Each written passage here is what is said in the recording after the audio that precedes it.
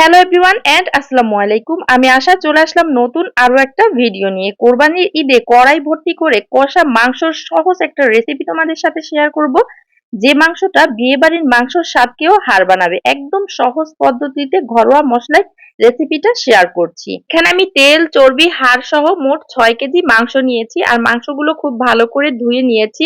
আর এখানে অ্যাড করে দিব প্রথমেই পেঁয়াজ কুচি প্রায় 250 গ্রামের মতো, আর দিয়ে দিব স্বাদ মতো লবণ। এখানে আমি বাটা শুকনো মরিচটা ইউজ করব, ভুল করে শুকনো মরিচের গুঁড়াটাই দিয়ে দিয়েছিলাম। আমরা একটু ঝাল কম খাই, তাই আমি শুকনো মরিচটা একটু কম দিয়েছি, তোমরা তোমাদের পছন্দ মতো দিয়ে নিবে। 2 চামচ হলুদ গুঁড়ো দিয়ে দিয়েছি, 2 চামচ ধনিয়া আর জিরার গুঁড়া, তেজপাতা আর এলাচ দিয়ে দিয়েছি অনেকগুলো পরিমাণে, আর দিয়ে দিলাম আদা আর রসুন বাটা বেশ খানিকটা। এরপরে দিয়ে দিব সয়াবিন তেল পরিমাণ মতো। এরপরে এখন মশলাটাকে ভালো করে মাংসের সাথে মিশিয়ে নিতে হবে। হাত দিয়ে মাখলে হাতটা হলুদ হয়ে যায়, তাই আমি কাঠের খুরচুন দিয়ে মাংসগুলোকে খুব ভালো করে এপিট ওপিট করে উল্টিয়ে পাল্টিয়ে মেখে নিব। এরপরে চুলার জালটা জ্বালিয়ে দিব। এত বড় কড়াইয়ের ঢাকনা ছিল না, তাই আমি একটা সিলভারের ছেনি দিয়ে ঢেকে দিব। এখন 15 থেকে 20 মিনিটের মতো রান্না করে নিব। 20 থেকে 15 মিনিট পর ঢাকনাটা উঠিয়ে নিব, আর অনেকটাই কিন্তু পানি ছেড়ে দিয়েছে মাংসের গা থেকে। এবার একটু নেড়েচেড়ে দিব, যেহেতু পানি আছে তাই নিচ দিয়ে কিন্তু লেগে যাওয়ার কোনোই ভয় নেই। এখন নেড়েচেড়ে আবারও কিন্তু ঢাকনা দিয়ে ঢেকে দিব। আর এই মাংসটা রান্না করতে আমি কিন্তু কোনো পানি দিব না, যে মাংস থেকে যে পানিটা বের হবে সেটা দিয়ে কিন্তু আমি রান্না করে নিব। ব্যাক ক্যামেরায় কিন্তু আমি 2-3 বার ঢাকনাটা উঠিয়ে নেড়ে দিয়েছিলাম। মাংসটা ভালো মতো সিদ্ধ হওয়ার জন্য আমি একটা পেঁপে দিয়ে দিয়েছি। পেঁপেটা কিন্তু ছিলে ধোয়া যাবে না, কষ সহ দিয়ে দিবে, তাতে করে কিন্তু মাংসটা তাড়াতাড়ি সিদ্ধ হয়ে যাবে। আর এটা কিন্তু না দিলেও সিদ্ধ হয়ে যাবে। তো এরপরে পেঁপেটা মিশিয়ে আমি কিন্তু আবারও ঢাকনা দিয়ে দিয়েছিলাম। ঢাকনাটা উঠিয়ে আমি অলরেডি কিন্তু একটু নেড়ে দিয়েছি। আমি কিন্তু প্রায় 40 মিনিটের মতো এই মাংসটা রান্না করেছিলাম। এরপরে পানিটা টেনে এতটুকু হয়ে গিয়েছে। এখন আমি লাস্ট পর্যায়ে ভাজা জিরার গুঁড়া অ্যাড করে দিব 2 চামচ পরিমাণ।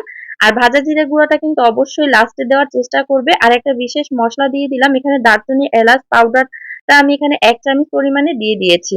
এবার শুধু মাংসটাকে নেড়ে চেড়ে এই মশলাটাকে মিশিয়ে নিতে হবে। এই পর্যায়ে আরো 20 মিনিট আমি চুলার জালটা লোতে রেখে রান্না করে নিব, এতে করে মশলাটা মাংসের ভিতরে ভালো মতন ঢুকবে।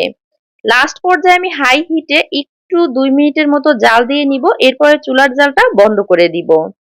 আজকের এই কষা মাংসের রেসিপিটা তোমাদের কাছে কেমন লাগলো অবশ্যই কমেন্ট করে জানাবে, যাতে আমি পরবর্তী ভিডিওতে তোমাদের নামটা নিতে পারি।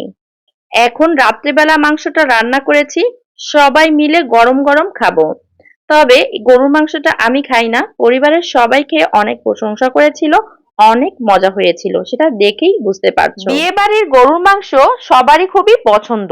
আর বিয়ে বাড়ির গরুর মাংসটা এত মজার হয় কেন, তার টিপস এন্ড ট্রিক্স সহ তোমাদের সাথে আজকের রেসিপিটা শেয়ার করব। আশা করছি আজকের গরুর মাংসের রেসিপিটা যদি তুমি বাসায় ট্রাই করো, তাহলে এর স্বাদ কোনোদিন ভুলতে পারবে না। তাহলে চলো আজকের রেসিপিটা তোমাদের সাথে শেয়ার করি। এখানে একটা কড়াইতে আমি হাফ কাপের একটু বেশি তেল দিয়ে দিব, সয়াবিন তেল। আর তেলের পরিমাণটা একটু বেশি লাগবে। দিয়ে দিব 3টা দারুচিনি, 4-5টা এলাচ আর 2টা তেজপাতা মাঝখান থেকে ছিঁড়ে। আর লবঙ্গ দিয়ে দিব প্রায় 7-8টার মতো। 1 কাপ পরিমাণে দিয়ে দিব পেঁয়াজ কুচি, আর পেঁয়াজটাকে তেলের সাথে হালকা ভেজে নিতে হবে। মশলা আর পেঁয়াজটাকে একসাথেই একটু ভেজে নিব, পেঁয়াজটা কিন্তু খুব বেশি ভাজা যাবে না। হালকা ভাজা হয়ে আসলে এখানে অ্যাড করে দিতে হবে আদা আর রসুন বাটা উঁচু উঁচু করে 2 চামচ। আর দিয়ে দিব 2 চামচ জিরা আর ধনিয়া পেস্ট। আর দিলাম 2 চামচ শুকনো মরিচ পেস্ট। আর বাটা মশলায় গরুর মাংসটা রান্না করলে কিন্তু খেতে বেশ ভালো লাগে। 1 চামচ হলুদ আর স্বাদ মতো দিয়ে দিয়েছি লবণ। এবার মশলাটাকে কিছু সময় তেলের সাথে একটু ভেজে নিতে হবে। এরপর এখানে কষানোর জন্য দিয়ে দিব অল্প পরিমাণে পানি।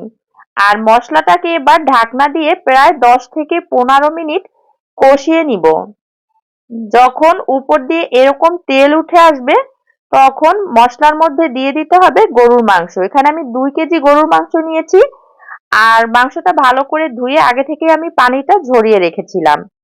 যে পরিমাণে আমি মশলা দিয়েছি 2 কেজি মাংসের জন্য, এটাই একদম পারফেক্ট।